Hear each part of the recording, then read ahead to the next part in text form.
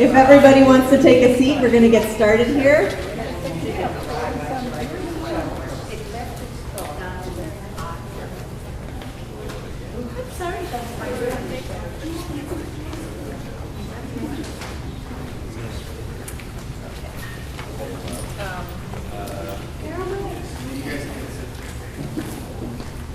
Okay, thank you everybody for coming. I think looking around the room, and I think most everybody here is pretty familiar with the League of Women Voters. We are a nonpartisan organization dedicated to defending democracy, and we are hosting a ranked choice voting forum tonight. So if that is not what you're here for, you're in the wrong place. Let's stick around anyway. I'm really interesting, I promise. I'm going to turn it over to Judith Riley, who is our Voter Services Chair, to talk a little bit about how the League is supporting or opposing bills, and introduce our speaker.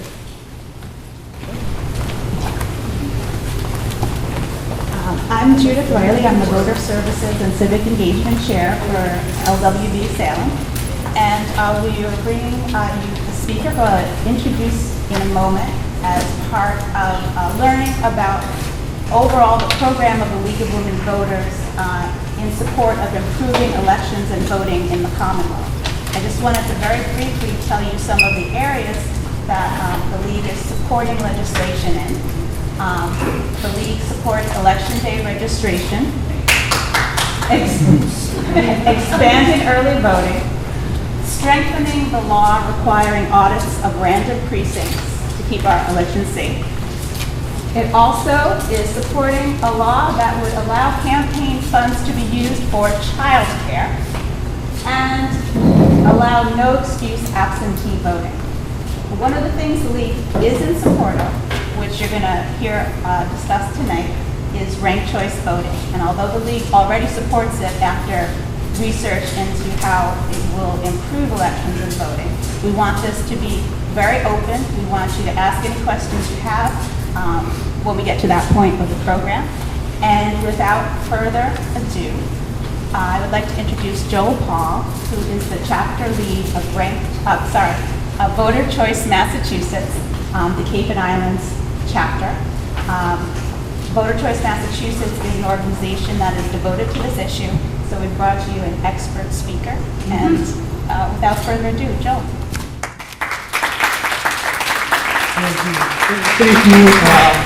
Thank you all for coming. It's a pleasure to be here. I'm normally half the time on the Cape, half the time in Boston. Luckily today I was in Boston, so not that bad of a trip, although Boston traffic is terrible no matter how you slice it. Voter Choice Massachusetts is a nonpartisan, nonprofit organization dedicated to electoral reforms that increase the range of choice on the ballot and produce fairer outcomes for all. Even in a democracy, we may not always get what we want, but we at least want the system we use to be fair, right? Yes. Yeah. So, what is the problem with our current voting system? Why should we change it? You know, we've been using it for hundreds of years. What's the issue? Well, some of you may remember this. This is the election in the year 2000. George Bush, Al Gore, Ralph Nader. These are the results in Florida. So Bush and Gore basically tied at about 49% each. Ralph Nader came in a distant third with less than 2% of the votes. Now that seems insignificant, but that's almost 100,000 votes compared to the 537 that separated Bush and Gore. And from exit polling, we see what would have happened if with Nader voters if he were not in the race. About a quarter of them said they wouldn't have voted at all, and that's not good. We don't want to lower voter turnout. About a quarter of them said they would have voted for George Bush, and almost half of them said they would have voted for Al Gore. And this is the classic example of what we pejoratively refer to as the spoiler candidate. That by being in the race, by offering voters another choice, and by voters voting for him, by voting for their favorite candidate, they got the candidate they least liked. That should not be possible in a reasonable election system. Closer to home, this is the Boston mayoral preliminary in 2013. In 2013, Boston, for the first time, became a majority person of color city. And we see that in a diverse field of candidates. Lots of qualified candidates, African American and Hispanic candidates in this race. And even though candidates of color received over 40% of the votes, the top two runoff came down to a choice between two white Irish guys. Well, why is that? Well, the fact that there were so many candidates may have split up the vote, not allowing any of them to make it to the next round. And the Boston Globe found that some of Charlotte Golovich's supporters, she was only 3 points away from making it to the top two, they were trying to get other candidates of color to drop out of the race so that she would have a better chance of advancing. Now, more choices in our political system should mean better elections, more participation, but our current system actually undermines it. This is the 3rd congressional district in the Lowell area, where Representative Nikki Songus announced she wasn't running for re-election, and these 10 candidates ran to replace her. And the winner, Lori Trahan, won with less than 22% of the votes. How do we know she actually represents the majority will of the district? We don't, right? By the way, all 10 of these candidates came out vocally in support of ranked choice voting because they saw the issue here. 127 votes separated her from second place finisher Daniel Coe. 78% of these people did not vote for the person who eventually won. More recently, has anybody heard about what happened in Fall River? Yeah, we had a bit of an issue. The mayor of Fall River, under investigation by the FBI for various crimes, but the people of Fall River said, hey, let's have a recall election, right? Let's see if we want this person to continue being our mayor. And they did. The first question on the ballot was, would you like to recall Jaisal Correa as mayor? And 61% of the voters said yes, we don't want him as a mayor. The second question on the ballot was, who would you like as your next mayor? The winner, Jaisal Correa, with 35.5% of the votes. Now, I don't think it's too much of a stretch to think that the 65% of people or the 61% of people who said that we don't want him as our mayor are not the same people who voted to re-elect him, right? This is a problem. Some of you, let's take a look at what happened in the Republican primary, 2016. There were 16 candidates, right? It couldn't get any worse than this, could it? Where similar candidates are fighting for common constituencies, and rather than trying to build consensus, they're bashing each other for this limited number of votes. I probably couldn't name all 24 of them on the board right now, but I know a few of them that I like, and being able to rank the choices seems like a lot better option than just having to get in one camp or the other. This is not the exception, but often the rule in Massachusetts politics. This is data from the last 20 years, 96 to 2016. 60% of our governor's races, where you had 3 or more candidates running, it was won without a majority, with less than half of the votes. 67% from lieutenant governors, a third of the state senate, 44% of state reps. This happens over and over, and we should do something about it. I hope I thoroughly bummed you all out. Because the plurality system we use is a true spoiler. It fails to guarantee majority winners. It fails to eliminate the spoiler effect. It discourages candidates from running because they'll be branded with that stigma of being a spoiler. And that ultimately limits our choice in the voting. But there's something we can do about it, and it's called ranked choice voting. Ranked choice voting is a really simple change to the way we vote. Rather than having to choose one candidate, you can rank them. First choice, second choice, third choice, in the order you prefer. You can vote for as many or as few candidates as you like. And I hope everybody got a ballot, candy ballot. I hope there were enough. And I hope you all tried the candies, because if there's any left over, I'm going to eat them. Does anybody need one? Yes. Anybody? Okay, so as you see in front of you, it's really easy. You put your first choice in column 1, second choice in column 2. As I said, as many or as few candidates as you want to rank. This is the ballot they used in Maine for their first ever use of ranked choice voting. This is their gubernatorial primary in 2018. And these were the candidates running for the Democratic nomination. As you see, first choice in column 1, second choice in column 2, so on and so forth. Easy as filling in a bubble test. To win with ranked choice voting, you need to have over 50% of the votes. You need to have a true majority, either in the first round or in the instant runoff. Now, what does that look like? Well, here's an example. We've got 4 candidates running for office. Connor, Gina, Ted, and Al, all running for the same seat. And in this example, Ted has 53%, which is over 50, if I'm not mistaken. So he's the winner. Easy as that, right? I can go home. But what happens more often is that the votes are more split up. And in this case, nobody has a majority. So Valerie is in last place with 11% of the votes. Now what happens is she is eliminated from the running, but the important distinction is the people that voted for her are not eliminated because they get their second choices counted instead. By voting with the rankings, you're saying, hey, this is my favorite candidate. I really support this person, but if they don't have enough votes to win, here's a backup choice. So you don't have to worry about that you're throwing your vote away by voting for someone who's not a front runner. So she's eliminated, and those voters' second choices are tabulated. As you see, they were added to those other piles. Still nobody has a majority. Connor's in last place with 29%. He's eliminated. And those voters' next choices are counted, and we see, whoa, Gina now has a majority, 56% of the votes. This actually was not a hypothetical. These were the exact numbers from a race in Minneapolis, where you had 2 Democrats, 1 socialist candidate, and 1 Green Party candidate running for the same seat. And because there were 2 candidates from the same party, they were splitting up a common base of support. But because of ranked choice voting, we see where the majority of the electorate wants to go. Winner. So Maine was the first to pass ranked choice voting on a statewide level, and it came into play in their second congressional district race. Bruce Poliquin was the incumbent, Jared Golden the challenger, Tiffany Bond and Will Hoare, 2 independent candidates in the race. And we see in the first round, nobody has a majority. Poliquin and Golden both at about 46%, Tiffany Bond and Will Hoare way in the back. So since nobody has a majority, we eliminate the lowest vote getters.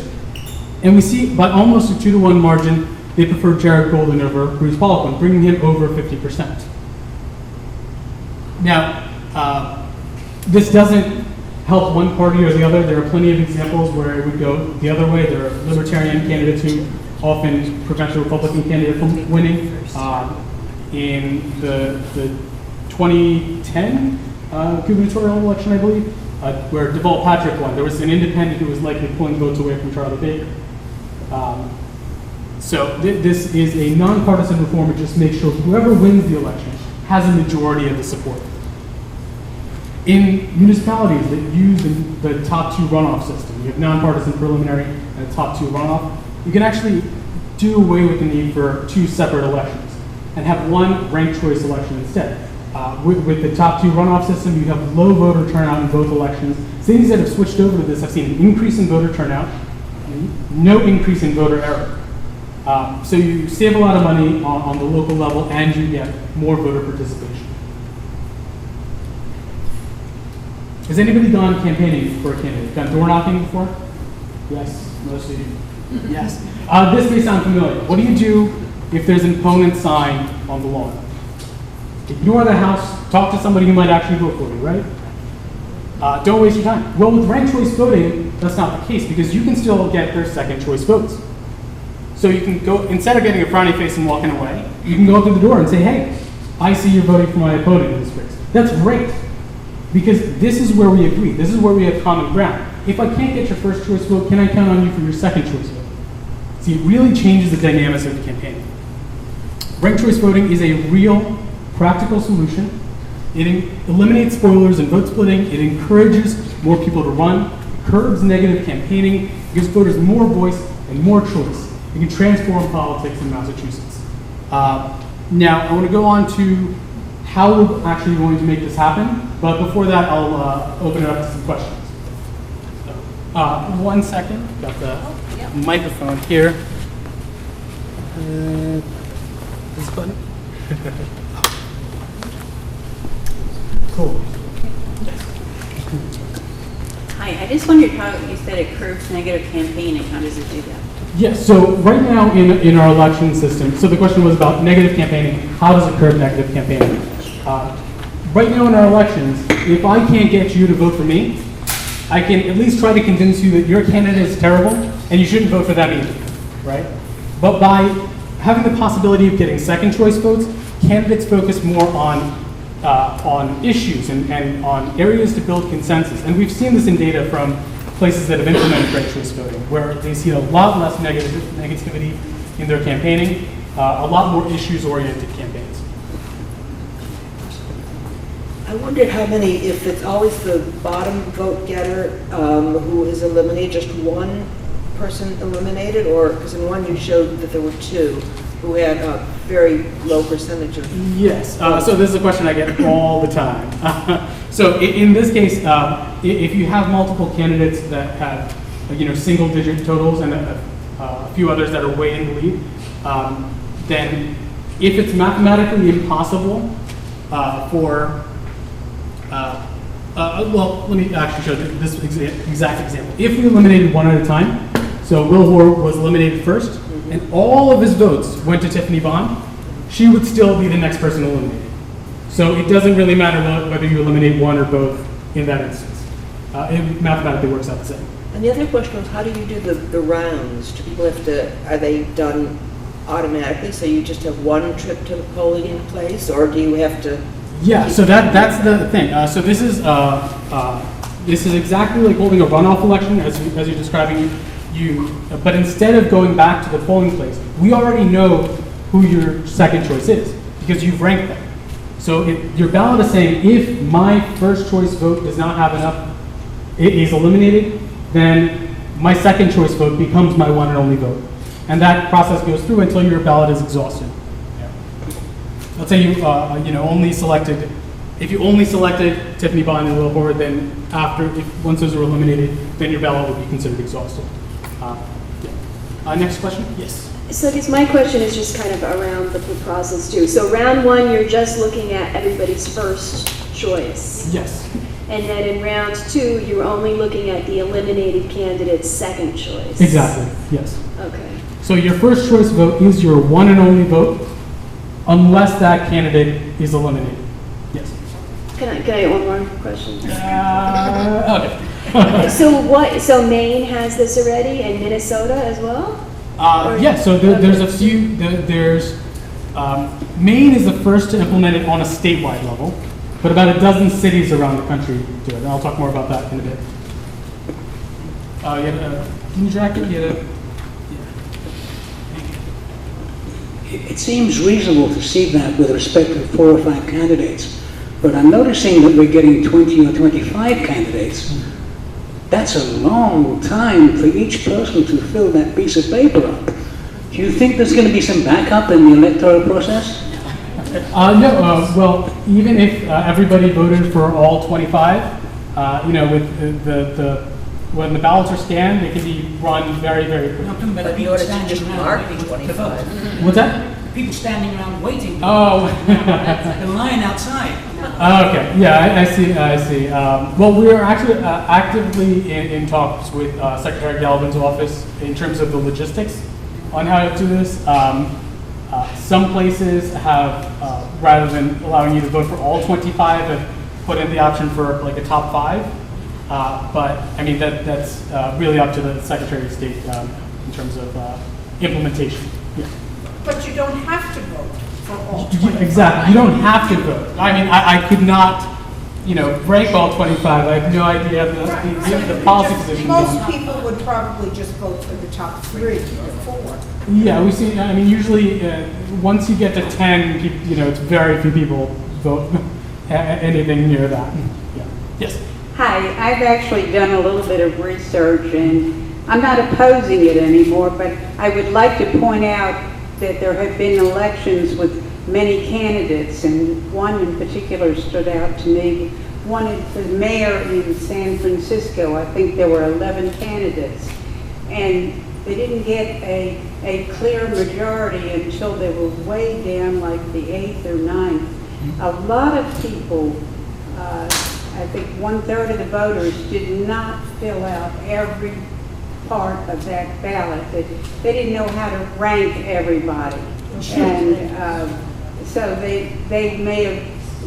they lost their vote when it came to the final round because they had not completed Right. the entire process. Right, and That's why, ranking more candidates, it can only help you, right? It makes it more likely that your vote counts. But let's compare that to our current system, where you only have one. And once that person's out, you don't have any say, right? So this is an improvement, regardless, even if we get to the 8th round and your individual vote doesn't count anymore, because you had a chance for your second choice vote, third choice vote, and so on, to have a say up until then, right? Yeah. Yes. What about the? Bring in the mic over. Thanks. I just had, sorry, I had this myself. What about the voting machines? Can they figure this out?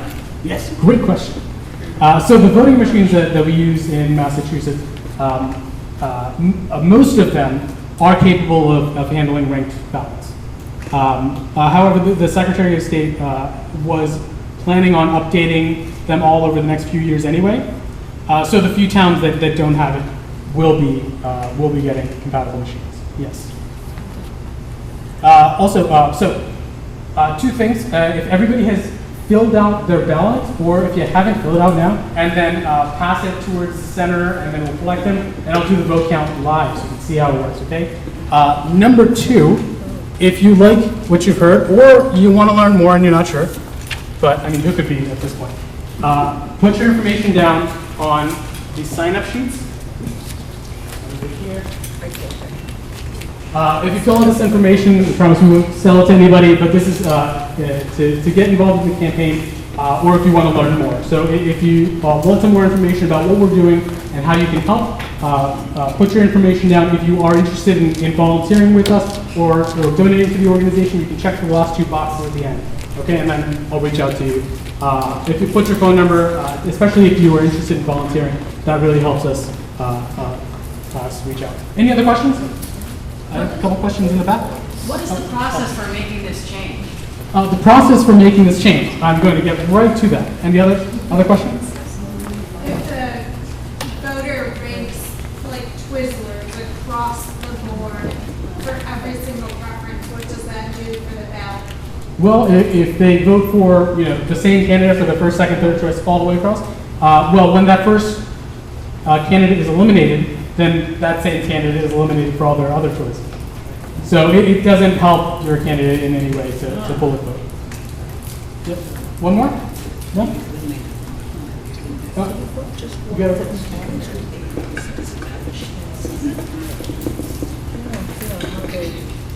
I have a question. In Salem here, we have an election coming up for a city councilor at large, where we have several candidates running, but you choose 4 candidates. How does that work for ranked choice voting? Yes, so that's a bit more complicated than I can get into right here, but Cambridge does this as well. So Cambridge is one of the places that uses ranked choice voting for city council elections, and there is a way to do it for multi-member seats. The examples I show are for single winner seats, just to keep it simple. But yes, so let's see who has won the Canby election, right? Everybody excited? Everybody excited? Yes. Yeah! Okay. Honestly. All right. Do you need any help? Should be okay. All right. Okay. So I'll start here. So what happens in a ranked choice election? As I said, we look at people's first choice votes first, right? Every vote gets assigned to their first choice candidate.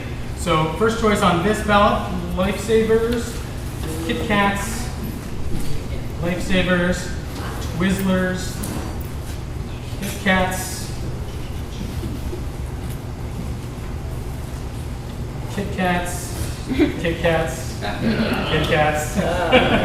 Go Kit Kats. You have to come in with a contingency if we all get all right, another one for Twizzlers. Caramels, Kit Kats, Twizzlers, Kit Kats, Tootsie Rolls. Not left empty. Okay. Kit Kats, Twizzlers, Kit Kats.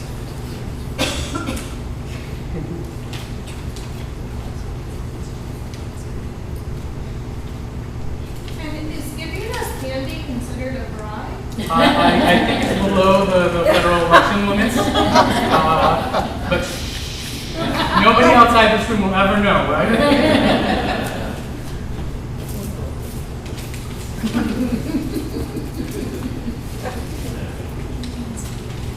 Maybe a one-sided election.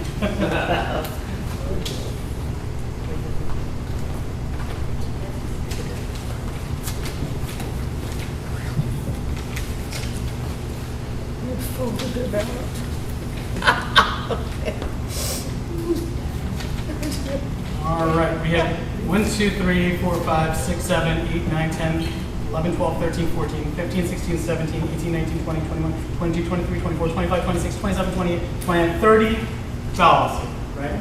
And Kit Kat has 1, 2, 3, 4, 5, 6, 7, 8, 9, 10, 11, 12, 13, 14, 15, 16. So they are the winner of the first round. However, don't worry, contingency plan. So let's say hypothetically that Kit Kat, day before the election, decides to drop out of the race. Okay? So they are no longer an option. Okay? So let's see how it would work if Kit Kat were not in the race.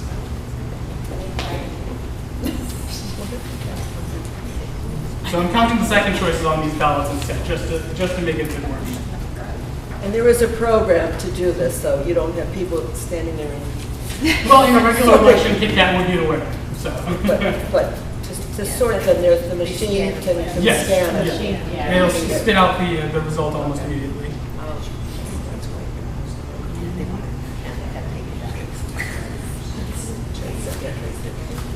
Then we have to worry about hanging chads.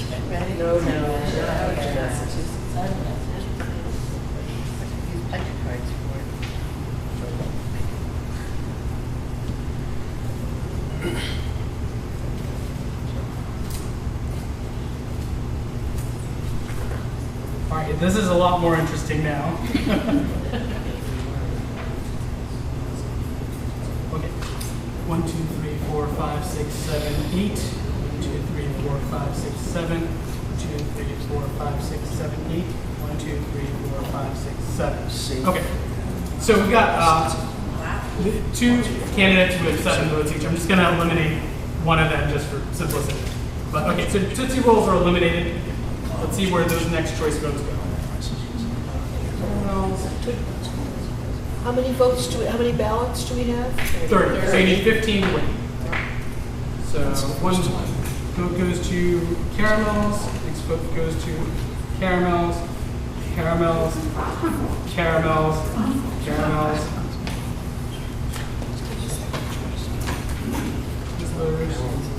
And caramels.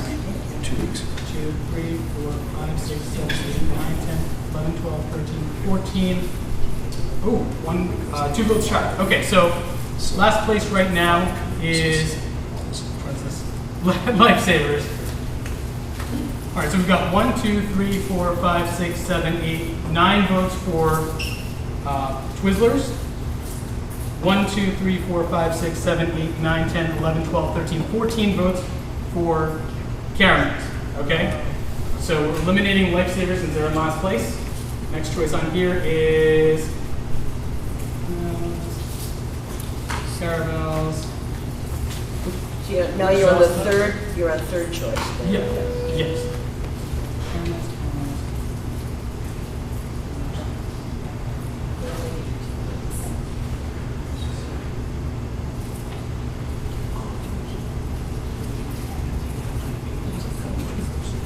Okay, and we have a winner. So after that round of voting, we've got 1, 2, 3, 4, 5, 6, 7, 8, 9, 10, 11, 12, 13, 14, 15, 16, 17, 18 votes for caramels. We're in at over 50%. Okay? So, should have turned the table the other way so it's longer. Room for ballots. But you see how easy it is. It's not some secret process. It's not some black box algorithm that your votes go into. This is a really simple process that can be done with paper and pencil. And in some places it is. Ireland, for example, they used to use electronic scan voting machines. But they actually went back to hand counting because it was a more fun process, really. Because reporters would come out, the community got involved, with cookouts and whatever. But when you actually go out to the town halls and see piles of ballots actually getting moved around, right? So it's easy enough to do with paper and pencil. But again, with technology, we can know results almost instantly. Everybody understood that, right? Okay, cool. So let's see, how are we making this happen? That was a great question. So Maine, as I said, is first state to pass it. They did it through a referendum process in 2016, used it for the first time in 2018, and it worked, right? It came in way faster than they thought it would work, and well under budget for what they had predicted. Around the U.S., about a dozen cities already use ranked choice voting. San Francisco, Minneapolis, Berkeley, Portland, Maine, Santa Fe, New Mexico, Telluride, Colorado. Cambridge, as I said, has been using it. I didn't tell you. They've been using it since the 1940s. Yeah, it's not a new system. And around the world, it's coming up, Memphis, Tennessee, St. Louis, Benton County, Amherst, a few others. They will be using it upcoming elections. They've already passed this into law. Around the world, it's used in Australia, Ireland, Scotland, Canada, New Zealand. Australia has been using it for over 100 years. Yeah. Over 50 colleges and universities in Massachusetts use ranked choice voting for selecting leadership because it's again, a more cohesive way of finding what the group really wants. The National Organization for Women, the American Political Science Association, and most importantly, the Oscars use it for Best Picture. Make that even bigger. So that's why I'm here. We have chapters set up around the state, from the Berkshires to here on the North Shore, out on the Cape. I was even on Martha's Vineyard back in February, even though I would have preferred if I went in the summer. That's another point. Maybe I'll go again. But yeah, we're trying to reach every community with this information because it really is, as I said, a simple change to the way we vote that can have really profound impacts on how our elections run. This started with 54 people meeting in an office in downtown Boston, and it's grown to over 32,000 supporters in the last 2 years. Because 54 voting nerds thinking about an idea is not going to get anything passed, so we focused on growing capacity from day one, and signing up supporters and building this movement. Because legislators care about how many constituents in their district actually want something to be done. In fact, organizations around the state, from the Democratic Party, Libertarian Party, Green Labor Party, Our Revolution, Mass Vote, the League of Women Voters of Massachusetts, have all endorsed ranked choice voting as an improvement to our election system. These current and former elected officials, and when we introduced the legislation this year into the state house, we were like, okay, maybe we'll get, let's hope we get 35 co-sponsors. All right, maybe as a stretch goal, we'll try for 50 co-sponsors. We actually had 82 of the 200 legislators sign on in the first week. So it's really amazing the momentum that this has gotten. And it's all because of what I said over here, that 54 voting nerds aren't going to get anything done, but 30,000 supporters around the state are. During that 1 week period in January, where between when the bills were filed and the co-sponsorship deadline, we reached out to our list and said, hey, can you help us right now? Can you help us make some calls? And we had over 50 volunteers who through that week made almost 6,000 calls, had hundreds of people contacting their representatives and senators saying, hey, we want you to co-sponsor this legislation. And that's what got those 82 co-sponsors. Since then, we've spoke to even more legislators. We're up to 89 now. Still less than half, but we're on our way. The Boston Globe has seen the work that we're doing and sat down, built a policy team over the summer, came out with a glowing editorial. If you haven't read it, I have it printed out on the table there. What is paper anyway? No. But again, after the 3rd congressional district primary, with the winner getting less than 22%, another editorial, and then 2 more since then, one after the Fall River fiasco. But the first path to getting this done is through legislative action. We are trying to get these bills through the state legislature. If they do not pass it, we are preparing for a ballot question in 2020. And that gets a lot, that's a big effort to undertake. If we want to do that, we need to educate the voters, really get out and do a lot of outreach, and it's going to be a big push. But this gives the nationwide effort for ranked choice voting a big push forward, because we're not the only state that's working on this, but we are the largest. There are about 24 other states where people have started looking into ranked choice voting. But as far as statewide organizations go, we picked up the torch from Maine and said, hey, if Weird Maine in the corner can do it, we can make it happen here, right? And just today, actually, I don't know if anybody heard, probably not, but me. New York City will actually have ranked choice voting on the ballot this November. So that was the big news of today. If we are able to pass it in Massachusetts, that brings the amount of people using ranked choice voting nationwide from about 4 million to almost 12 million. And there's other states that are looking at us right now. They'll get a big boost forward in making it happen in their home states. You can take action now. I hope you got the sign-in sheet and everybody put their name down.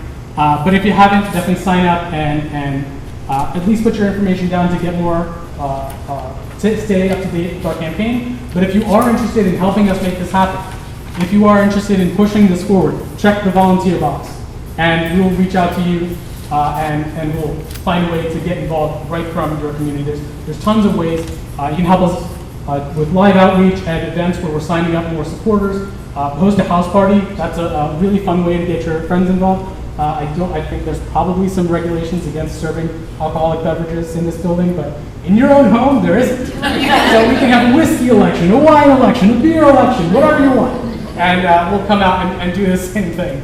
But it's a really fun way to get your friends and neighbors introduced to the concept of ranked choice voting and involved in the movement.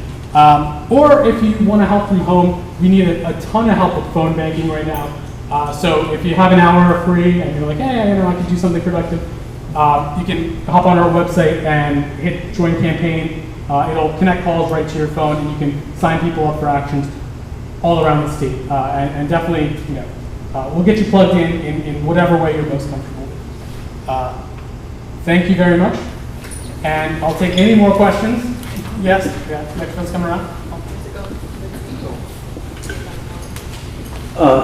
Hey. Hi. So, you're talking about introducing ranked choice voting for state level elections. Can a municipality, could the city of Salem use ranked choice for their election if it doesn't become a state? That is a great question. So we actually have 2 bills in the state legislature, and one of them is to implement ranked choice voting for state and federal races. So that would be everything from governor to governor's council to state rep, all that, even federal races like senator. The other bill would be to allow municipalities to switch to ranked choice voting without having to go through a charter review process. So that's a big hurdle right now, where you need to do a charter review that in order to switch over to ranked choice voting, you need to change the town charter. So it's possible. Amherst enacted this, and the same way Cambridge did, but this would make it easier for localities to switch over. Yes. Question?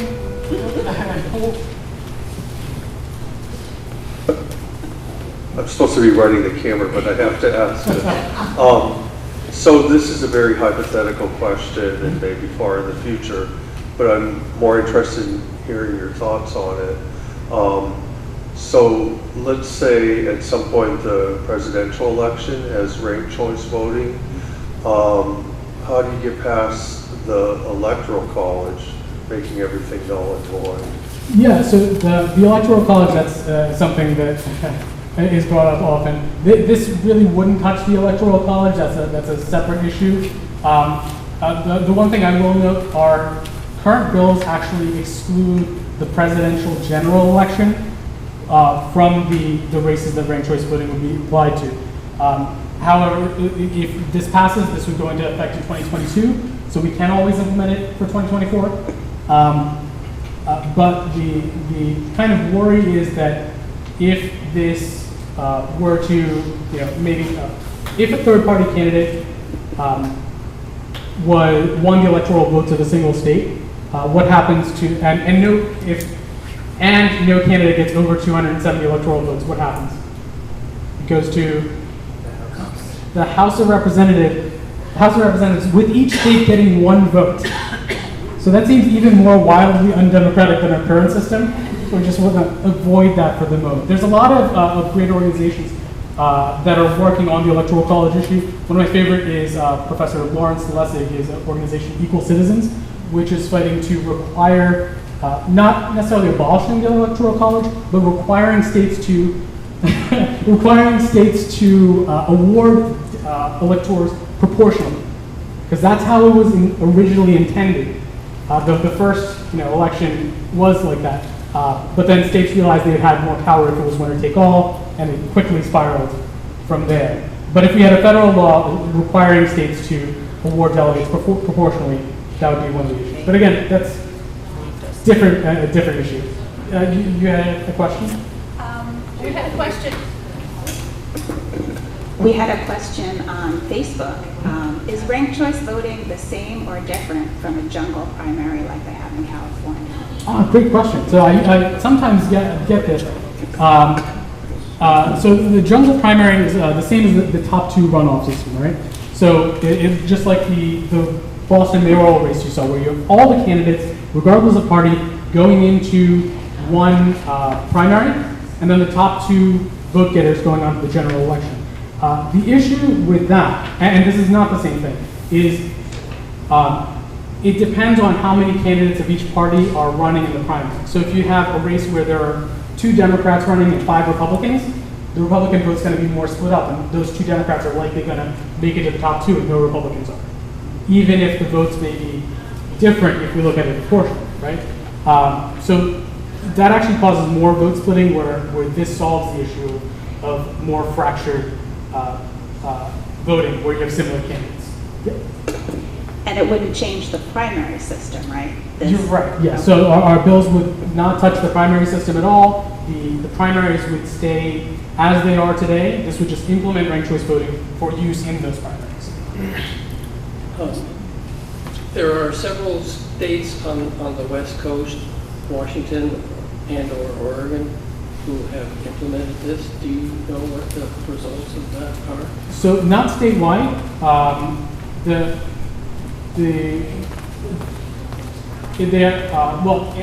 Benton County, Oregon did it, but it's not a statewide level, and they just implemented it last year. I don't even think it's gotten into effect yet.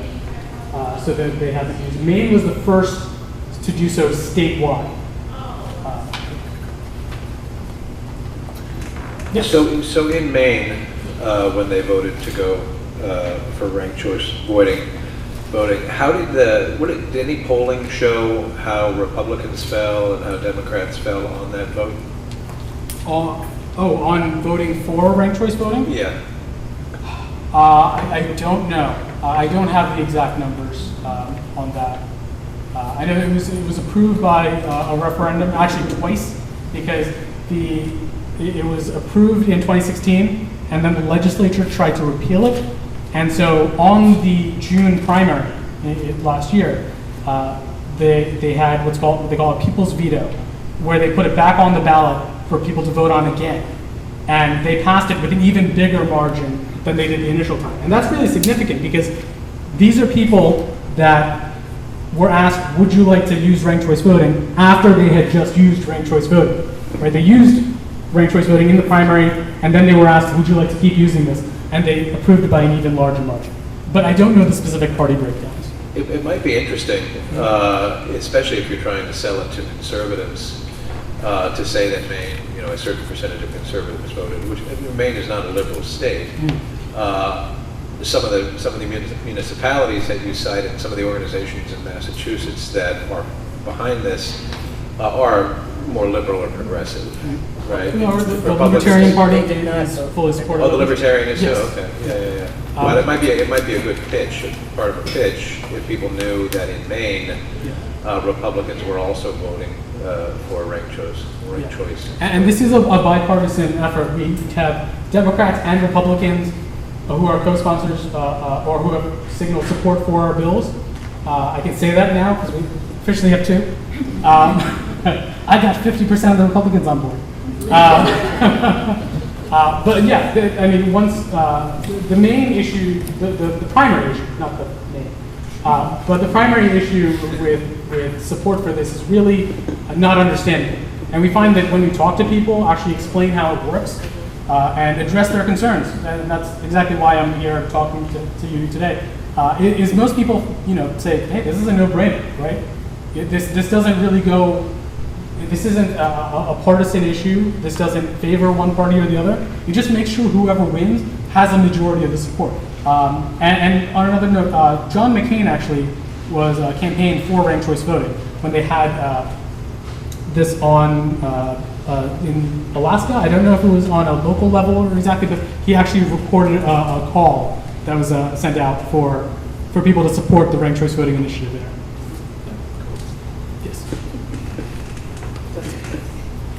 Do you have any data on what the impact on campaign spending would be? Because I'm sitting here thinking, wow, you have, all these candidates that are, vying for not just first place, but second place and third place. I would think that the campaign spending might just really start going up even more, which would be more advantageous to the candidates who could afford that. Has that been shown to be true at all? Well, I can say from anecdotal evidence, I don't have the hard numbers, but it seems one of the issues with the amount of money in our elections is that people are hesitant to vote for a candidate who they think does not have a lot of financial clout because they feel like they're not going to be a front runner, right? With ranked choice voting, you have the freedom to choose who you really want as your first choice vote. So it allows these candidates who would traditionally not be seen as viable candidates to actually get people's first choice votes and know that the voters know that if they don't have enough votes, they have a backup choice. So this seems to help candidates that don't have a huge financial backing in attracting first choice votes. So is there any organized opposition? If so, what are their problems with this? The organized opposition, if you find any, let me know. Like I said, it's mostly uncertainty and not knowing how this works. That once we explain it, my state rep, for example, Will Crocker, I've almost never seen eye to eye with him on any legislation. And my first email with him, he was vehemently opposed. He said, "Oh, this violates the one person, one vote principle, blah, blah, blah, blah." Confused it with the jungle primaries. But after I sat down and explained it, he was like, "Okay, I'm not voting for it. I got to look into it, but I'm not opposed to it." So that's the primary opposition is the unknown. Yes. The legislators, are they for it, against it? Yeah, so 89 of them have signaled support for it. We're still looking to speak to a few more. Again, if you popped your zip code down on the sign-in sheet, make sure you do that. If you live in a district where the state rep or senator does not support it, we will contact you and say, hey, send an email, tell them to either support it if they've met with us already, or if they haven't, then to set up a meeting with us to talk about this and so that we can address their concerns, or at least get them informed on the issue. That's 89 out of how many? Out of 200. Yes, 89 out of 200. I believe we are already up to 20 in the Senate, so that's half of the state Senate, and then the 69 others are in the House. Yeah. I just wondered how, you're really kind of speaking to the converted, or at least to the people who are interested. And that's why I said sign up on the sheet, check the volunteer box, and then take the next step. Okay, so how do you though, realistically get this out to the general public and sell it to people who don't understand it or might be opposed to it, not really understanding it? Yeah, so That's a great question, and as we look more at the possibility of a ballot question, that's something that we're taking very seriously.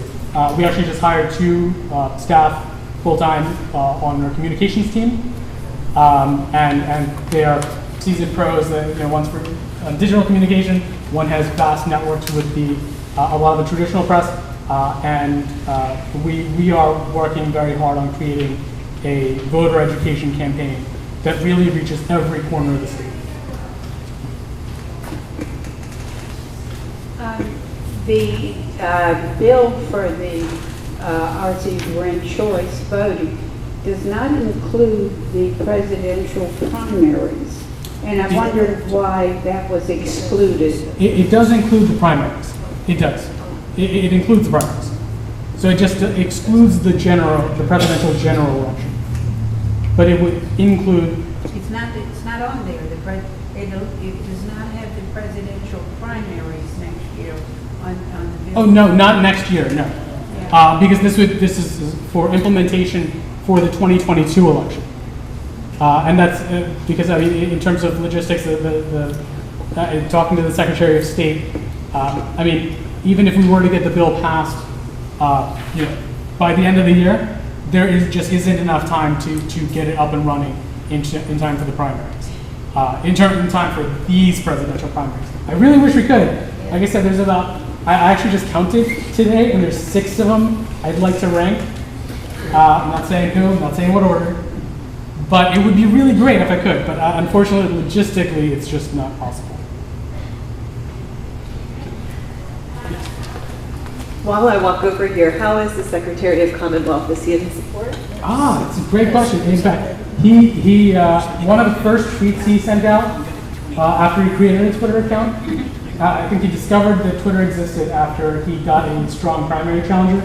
But he came out, it was a very strong tweet in favor of ranked choice voting. So he is a big proponent, and that's the person who would be implementing it, from his office. So it's good to know that we have the person who would be in charge of it very supportive of the issue. Yes. Yeah, I guess this is just a testimonial. I lived in Cambridge in the 70s and early 80s, and witnessed, it's called proportional representation there, right? Yeah. And for the multi-member seats. I'm sorry, what? For the multi-winner seats. Yeah, and it worked great. It was interesting to actually go to City Hall and watch the counting over a period of 3 or 4 days before they finally reached the total number of city council members at the time. It was fun. Yeah, see? We end it there, right? I can keep taking as many questions as we have time for. But I've people that use it. I've spoken to people from Australia. My cousin's fiance is from Australia. I asked her about it. She loves it. I spoke to somebody from Canada last month, and they say, yeah, this seems obvious. Using it, that's why we do the sample ballots when I do these talks. Is because using it and seeing how easy it is really is the easiest way to convert people. Yes. Anything else?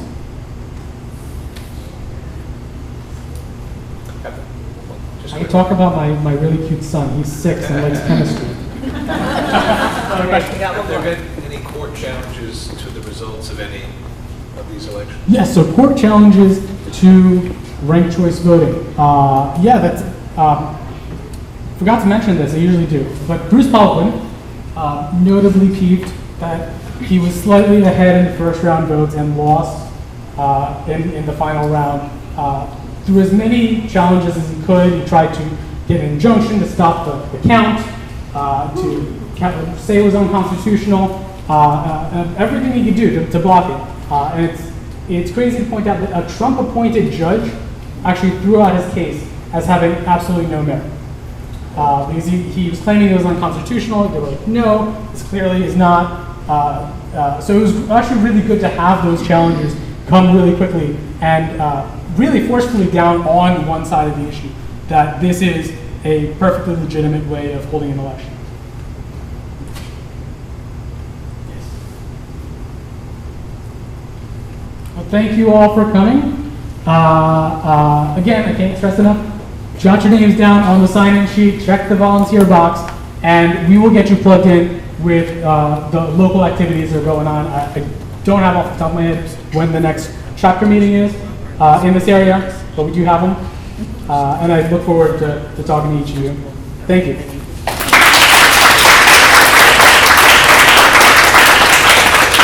Thank you, Joel. That was fantastic. Since I have you all captive here, I'm just going to go through 5 things that we have coming up with the league. If you're interested, this Saturday is our annual membership meeting, and that is open to all members. We will be voting to adopt our bylaws, which is our last thing that we have to do before we become official. And if you're interested in standing for steering committee, talk to me. I'll be around for a little while after this. Monday, very important, if you could send emails of gratitude to Representative Tucker and Senator Lovely with regards to the Roe Act. There will be testimony on the Hill on Monday all day starting at 12. There will be lots of opposition from what I understand, so we need to have a strong voice in favor. On that same tip, the very first meeting of the Women's Health Working Group is going to be meeting on June 18th at Yahoo at 7:30. The 20th is the Education Working Group, and that will be a meeting with Paul Tucker at the Salem City Annex. That's June 20th at 6:30 p.m. And the 29th of June, rounding out the month, is an Affordable Housing Working Group to go through all of the zoning changes that are going to be proposed in Salem coming forward.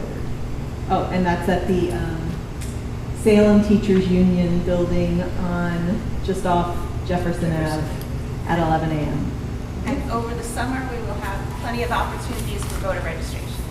Yes, there will be lots and lots of voter registration signups. All right, so thank you all for coming, and again, thank you, Joel. Sure. One last thing, so I forgot. If you have ever collected signatures for a ballot position or are interested in helping us do so, just see me real quick and I'll just jot that down next to your name. Because if it comes to that, we need about 1,000 volunteers around the state to make that happen. Because it's, I think, 120,000 signatures in 63 days, 2,000 a day. So everybody could say yes to that, that'd be great. All right, thank you very much. Have a great evening. Thank you.